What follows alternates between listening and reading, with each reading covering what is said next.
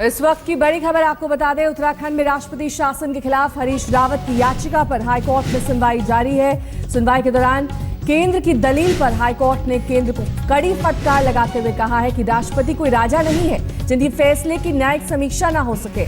Court ने कहा, हम राष्ट्रपति के ज्ञान पर सवाल नहीं उठा रहे, हम ये कह रहे हैं कि फैसले की न्यायिक समीक्षा की गुंजाइश बाकी है।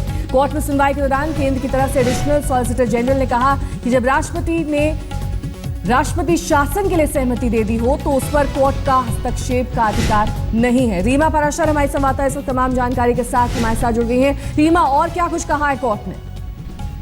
देखिए नेहा, सबसे बड़ी बात जो अभी तक लगातार जो हम 3 दिन से देख रहे हैं हियरिंग के दौरान, केंद्र सरकार को हर बात पर फटकार लग रही है और केंद्र सरकार जितनी भी दलील अब तक राज्य में राष्ट्रपति शासन लगाने को लेकर दे रही थी, उन सभी दलीलों को कहीं ना कहीं कोर्ट ने खारिज किया है। और सबसे अहम दलील जो न सिर्फ केंद्र की तरफ से बल्कि बीजेपी के तमाम नेताओं की तरफ से दी जा रही थी कि 35 विधायकों ने बहुमत के खिलाफ जाकर के बात की थी और कहा था कि इस सरकार को बने रहने का हक नहीं है। ये दलील जो दी जा रही थी, इस पर भी केंद्र को फटकार लगाई है और कहा है कोर्ट ने कि कोई भी इस तरह के सबूत जितने भी लेटर्स रहे हो या जो हियरिंग रही हो उसमें नहीं दिखाई दे रहे हैं कि इस तरह की कोई बात 35 विधायकों की तरफ से कही गई थी। तो आखिर क्या दलील है केंद्र के पास, ये सीधे सीधे अदालत ने पूछा है। तो कहीं ना कहीं नेहा, हम कह सकते हैं कि इस पूरे मामले पर केंद्र सरकार बीजेपी बैकफुट पर दिखाई दे रही है और अब नए सिरे से रणनीति बनाने की कोशिश हो रही है कि क्या जो भी कुछ फैसला यहाँ पर आएगा नैनीताल हाईकोर्ट की तरफ से, उसके बाद क्या सुप्रीम कोर्ट का दरवाजा खटखटाया जाए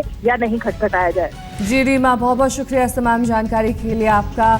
तो केंद्र सरकार को कड़ी फटकार कोर्ट की तरफ से। कोर्ट ने कहा है कि राष्ट्रपति कोई राजा नहीं है, उनके फैसले की भी समीक्षा की जा सकती है।